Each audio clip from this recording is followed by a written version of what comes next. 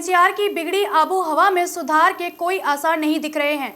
शनिवार को दिल्ली की हवा और जहरीली हो गई है।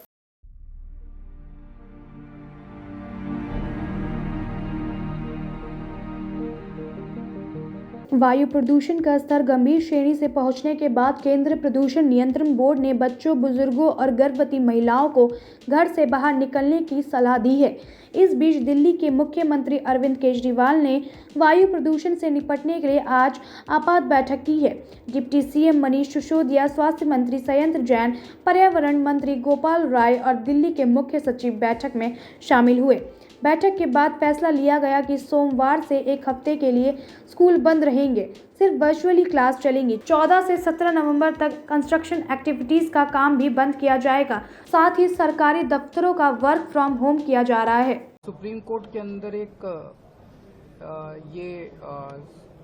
बीच बीच में एक सुझाव निकल के आ रहा था कि क्या दिल्ली को कंप्लीट लॉकडाउन किया जा सकता है अगर बहुत ज़्यादा सिचुएशन हालात ख़राब हो जाते हैं तो उसका हम पूरा वर्कआउट कर रहे हैं कि उसके क्या मायने होंगे, उस लॉकडाउन के क्या मायने होंगे। अभी लगा नहीं रहे हैं, हम एक उसका प्रस्ताव बना रहे हैं और इस प्रस्ताव को हम सुप्रीम कोर्ट के सामने रखेंगे कि अगर ऐसा होता है और केंद्र सारी एजेंसी से डिस्कस करके, बिकॉज ये बहुत ही एक्सट्रीम स्टेप होगा, तो सारी एजेंसी से केंद्र सरकार को कॉन्फिडेंस में लेके, सीपीसीबी को कॉन्फिडेंस में लेके, सफ़र को कॉन्फिडेंस में लेके अगर ऐसे हालात बनते हैं तो फिर उसमें दिल्ली के अंदर सारे प्राइवेट व्हीकल्स, कंस्ट्रक्शन, ट्रांसपोर्ट, ये सब व्हीकुलर, ये कंस्ट्रक्शन और इंडस्ट्रियल, ये एक्टिविटीज़ बंद की जा सकती हैं।